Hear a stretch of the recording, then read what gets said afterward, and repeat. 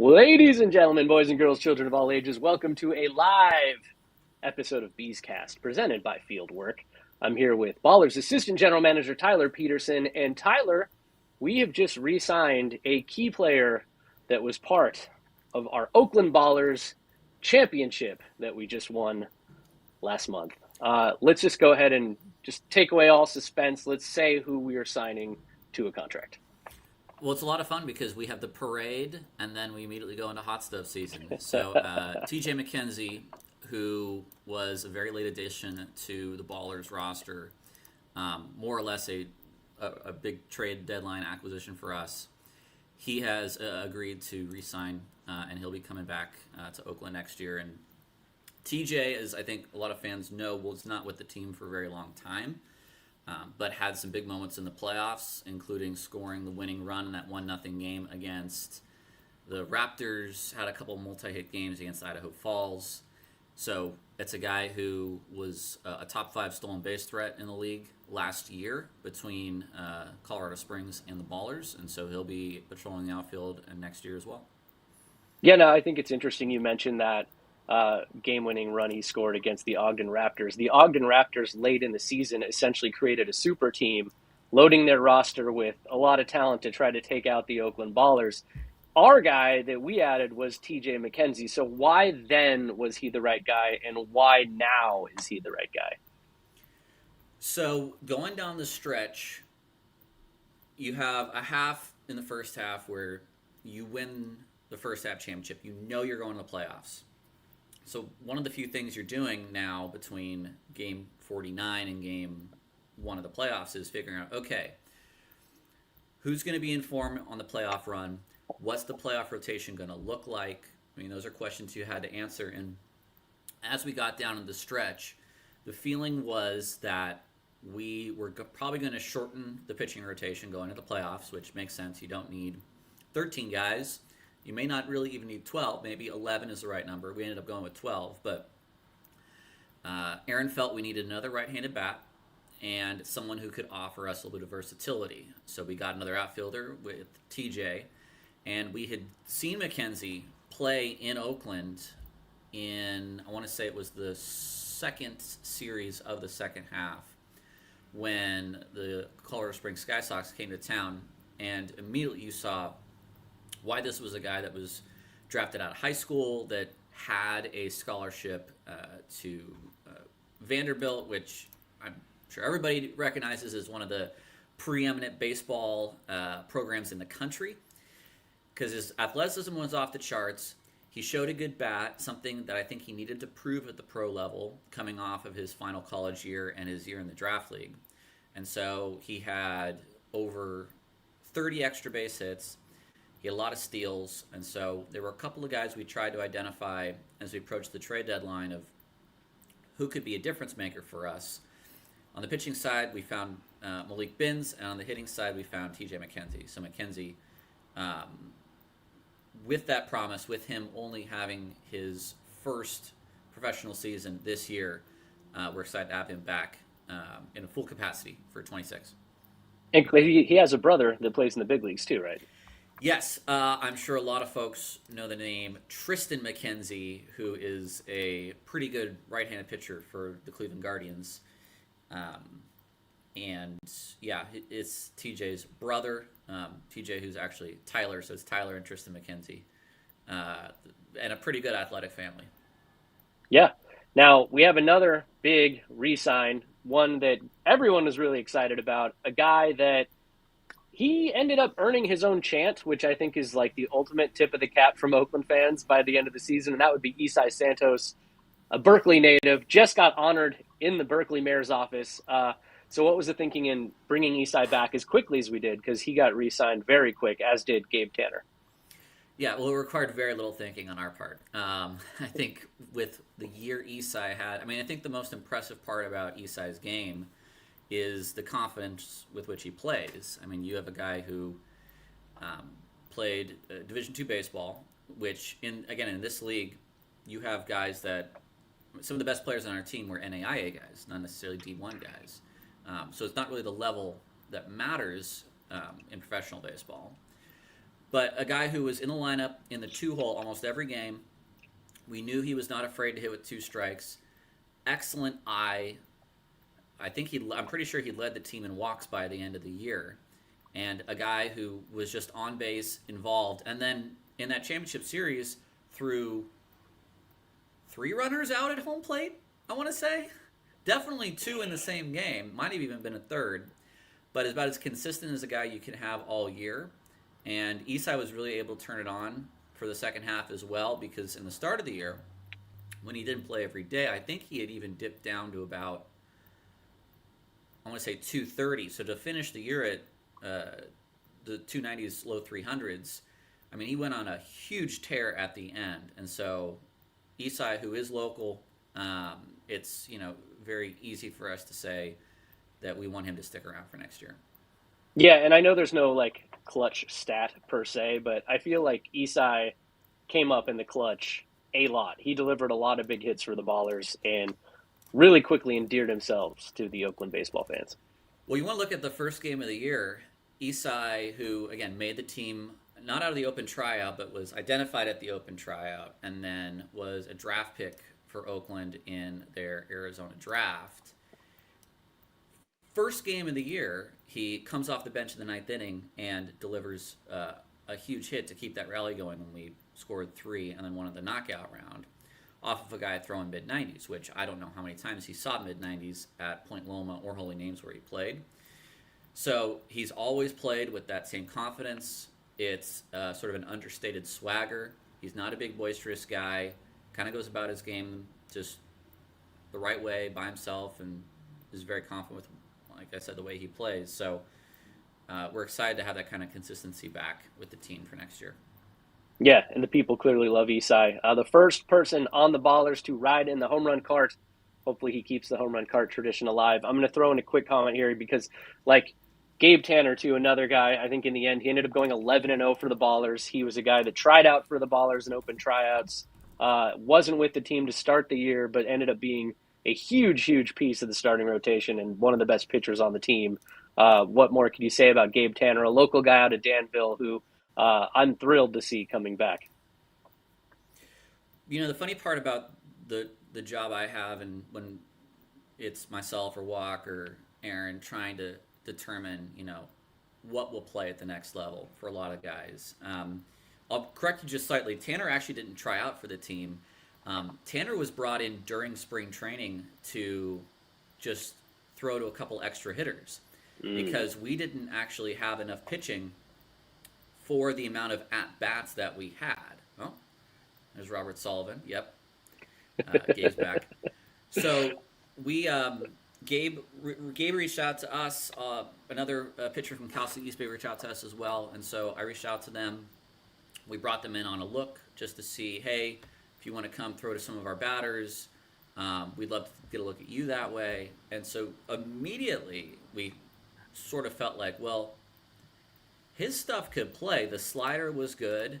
All conference honors in college, you go 4 years and you have a sub-4 ERA as a starter. I mean, that you feel pretty good about a guy going in. But again, is that going to, let's say, make the jump to the professional leagues?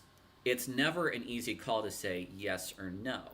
So you have to kind of go off of the eye test more than anything else. Eye test, maybe some advanced analytics where you can get them. They're not as easily available. You don't have TrackMan at every D2 college, so it's more along, trusting the coaching staff trusting themselves, Jimmy Diedrich and Aaron, saying, I like this guy, I think he'll do well. And I think he blew everyone's expectations out of the water. Maybe not his own, because I think Gabe certainly knew what he was capable of. But, yeah, 9-0 in the regular season for a guy that you were not necessarily saying, I need to get 9 wins out of this guy. And I think that's the sort of part and parcel of why this team was 50 games over 500 when it was all said and done, is because you got these huge performances out of guys that we didn't identify out of spring training, that we didn't plan for, that came along the way, and then when we needed to zig or zag, they were ready to be available, and they had big performances. Yeah, the milkman, Noah Milliken, another example. If Yep. you're just tuning in, the Ballers have re-signed TJ McKenzie. If you missed it and you caught us talking about Isai Santos, that was only the second part of this conversation. The first was that TJ McKenzie is coming back to the Oakland Ballers. Speaking of free agents, free agency is open. The Ballers have made two really interesting, I think, free agent signings. I think we should start with Grant Manning out of Dublin, California. He went to Virginia Tech, but I was looking at his highlights, and that dude's pumping him in there 94, mid 90s. So, what can you tell me about Grant Manning? Yeah, and actually, what's kind of fun is if you looked at the little highlight video we did for him, the first batter he's striking out on what was a disgusting off-speed pitch was actually Rintaro Sasaki of Stanford, who is going to be a huge draft pick coming up. But Grant Manning is someone we've had discussions with for a couple of months now, and when you talk to guys, you don't know if they're going to be more of a July guy or a December guy. So last year, I was talking to Christian Almanza while the Ballers were still trying to sort of, figure things out in a 12-game series against the YOLO High Wheelers up in Davis. I mean, these conversations you have with players sometimes go months and months and months. Almanza did not sign with us last year, but he did in December. So Manny was a guy that we were looking at potentially as an addition for the 2025 season. Mm-hmm. He opted instead to pitch in the draft league, which is that is his time to do that, and so he did. And then once that was done, we continued that conversation, and I'm sure that us being successful obviously is a good recruiting tool if we're going to have the kind of year we had, and so he was ready to sign with us at that point, and so he will certainly be in contention for a starting role coming next year. Yeah, he looks like he has the makings of what could be a staff ace. I'm excited. Just based on the eye test, you know a lot more than I do about that. But when I looked at his stuff, I was like, okay, this is pretty sweet. And then the Ballers also have signed Zach Blazak, which is a really fun name to say. I think you're going to have a blast calling his calls all year. An infielder. What can you tell us a little bit about him? And how did we find him? Because I know he's from Utah. He didn't really play in this area, so you're looking all over the place for talent. Yes. I think the more eagle-eyed Ballers fans might recognize his name if they were paying attention to social media in about July, as I'm going to close this window so that you don't have to listen to this construction going on in my apartment complex. Zach Blazak was our draft pick in the midseason draft camp in Ogden, Utah. Don Wakamatsu went out to Ogden to represent us. We drafted two players, Tommy Ventimiglia, who pitched for the Ballers in 2025 in Colorado Springs for a week, and then Zach Blazak as well. And so those picks taken in the July draft are eligible for a 26th man for the next season.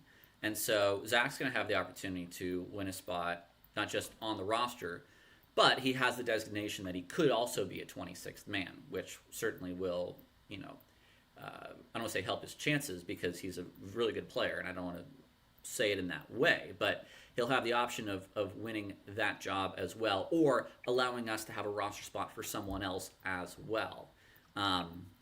He is a player who was identified as a top 10 infielder in Division II from last year in a program at Montana State Billings, which is a good program. There's been a lot of good Pioneer League players that have come out of that area.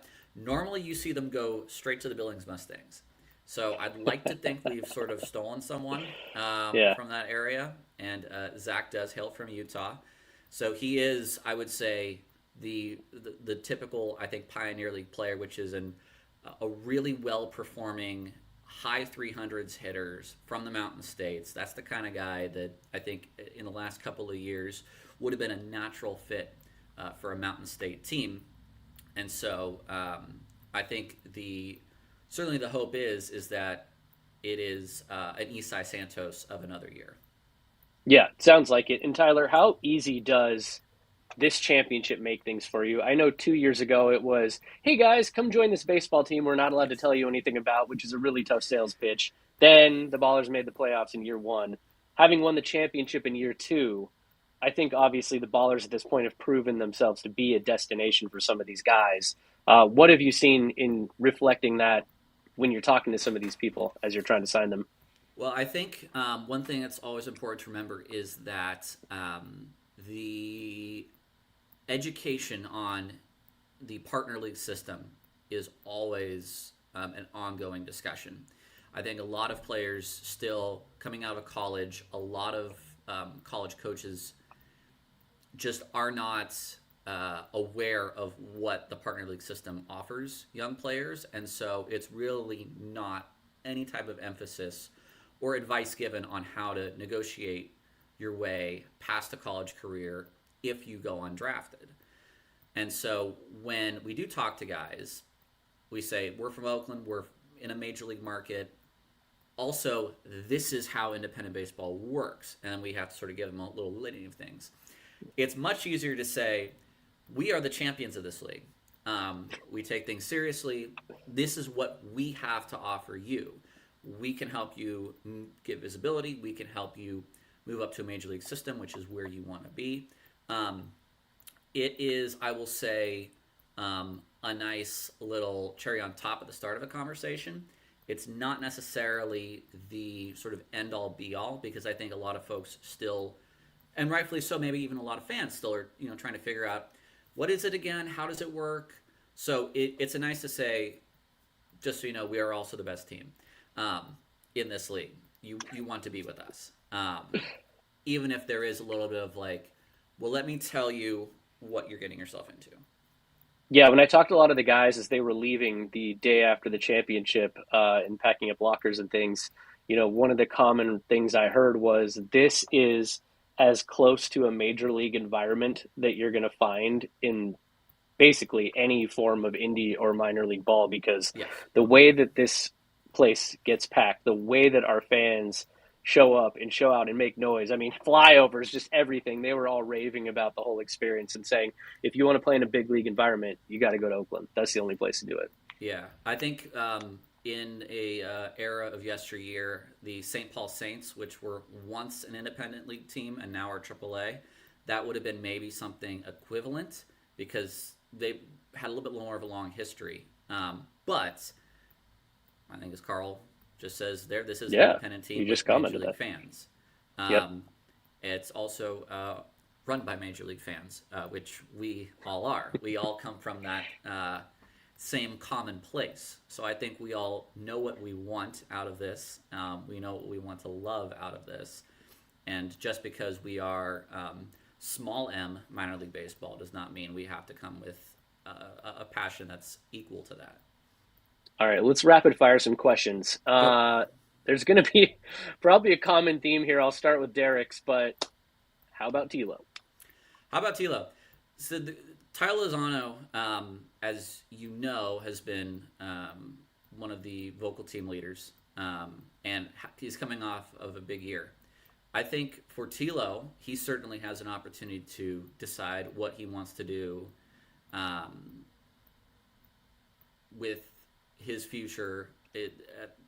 This is sort of a big offseason for him.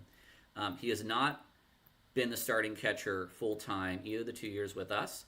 I think if that's something that he wants to pursue with us as well this year, he can.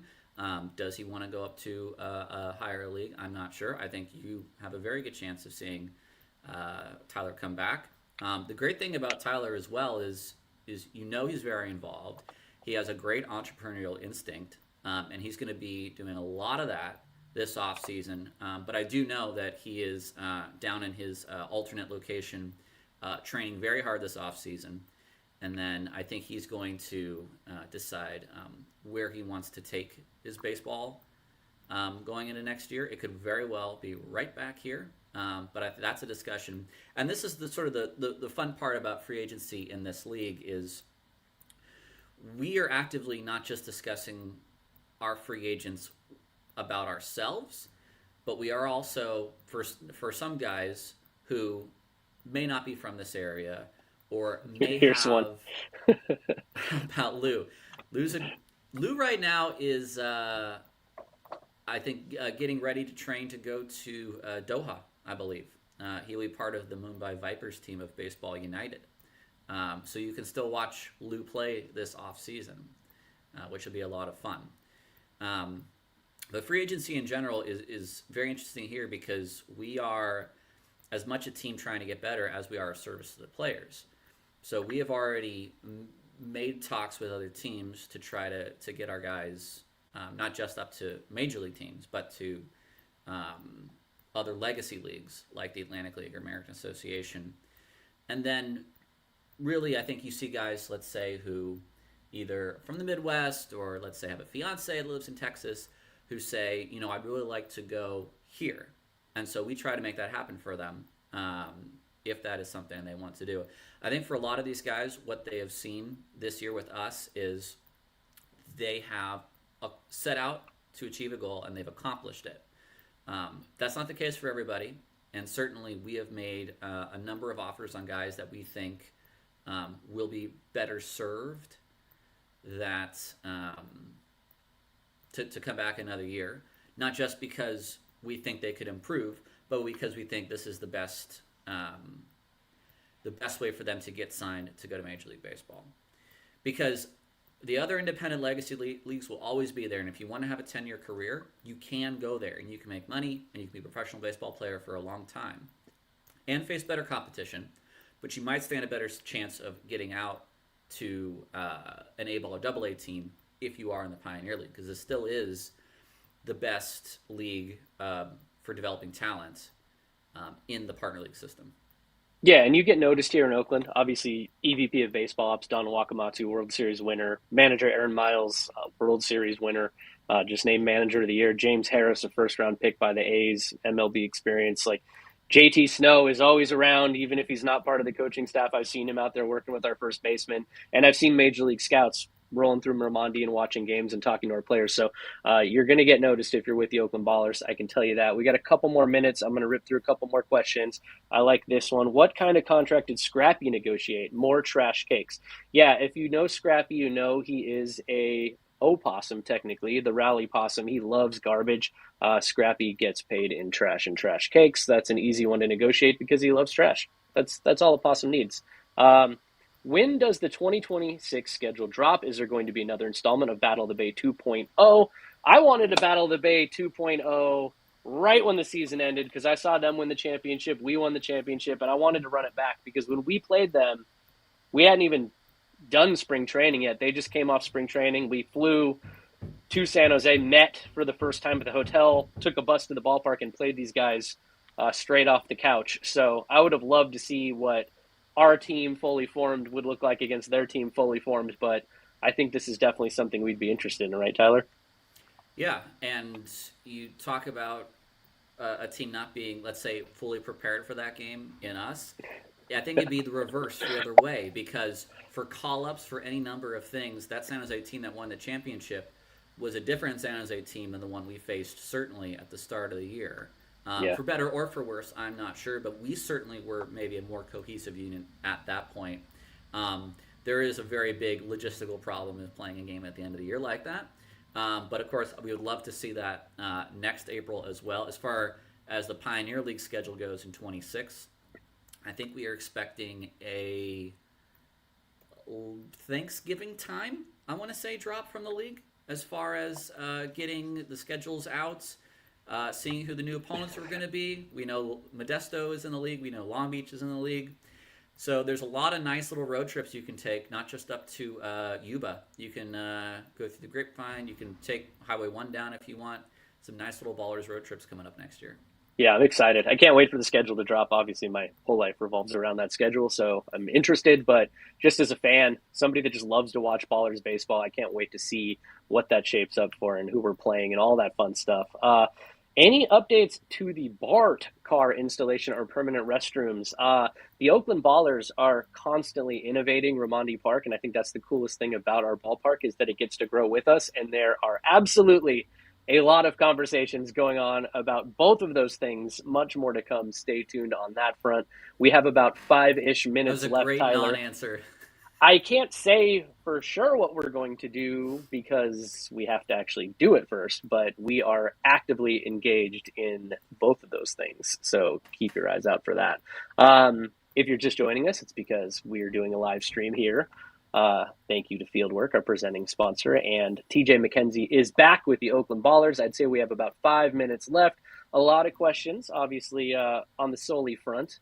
And Soli, obviously an incredibly talented closer, the best in the league, I would say, but that's up for debate, obviously. He is somebody that I know wants to be a firefighter at some point in his life, and obviously he does a good job fighting fires out of the bullpen, but I'm not sure that we have, Tyler, any updates yet on Soli at I this was going point to in time. say, Robert, ask your son, and then Yeah, tell him to give me a call. I know, right? We would obviously love to have Sully back. He's amazing. Any other pitchers re-sign yet? Well, we talked about Gabe Tanner, who was an absolute beast for the Ballers. I do not believe any other pitchers have re-signed. I know we did sign Grant Manning. No pen to paper. We have made a couple of offers to a couple of the guys, and we are waiting on a couple of responses. I can tell you that there are a couple of pitchers that have made the decision to hold off, as many players do, for a lot of guys at 23, 24, 25, this is the thrill of being a free agent and going through a free agency period. Some guys like the comfort of re-signing and having a place to go to and knowing that they're going into next season with a role that they can train for. Other guys have pro days. Other guys are throwing in front of scouts and do not necessarily want sort of this contract hanging over their head during that time. I think for some of the more accomplished pitchers this year, that's a bad way to phrase it, I think. But I think for some of the guys who are debating their options, you will see them re-sign in February or March rather than now.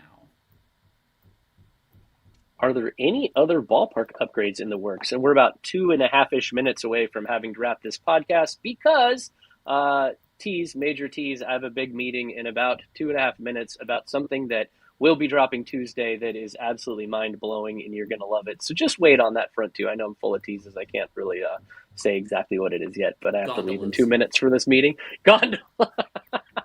Yes, it's a gondola from downtown Oakland. It takes you direct to the waterfront. It's a beautiful, beautiful thing that'll definitely get built. Are there any other ballpark upgrades in the works? Have any more stompers been rescued? If you saw the piece in the Coyote about our stompers, I've had some more people reach out. In fact, one very, very serious about getting us another stomper. We've acquired 5. There are 50 that were made. I'd say we're 10% of the way there. We are trying to get more stompers if they pop up, but none have been acquired since the championship. Obviously, we were pretty busy planning a parade and a rally at City Hall and a party at Prescott Market, so we were not exactly in stomper recovery mode, but we'll be back on that front soon. And I'll say one thing before we part. And as far as free agency goes, I think you may see a couple of more re-signs in the next month. I think the majority of players that are going to come back to this team for what they've accomplished will wait it out a little longer to see whether or not they can get major league contracts. Of course, signing a contract does not preclude you from getting a contract. It's just between maybe agent advice or personal feeling. That's the way they want to go about it. But you will see signs for new players between now and January. That's going to be the majority of our updates. And of course, another new class of very exciting players, either out of the draft league or from big conferences and small conferences alike that have big years. So I would say those are the ones I would say look out for, because we will have an exciting batch of new players as well next year.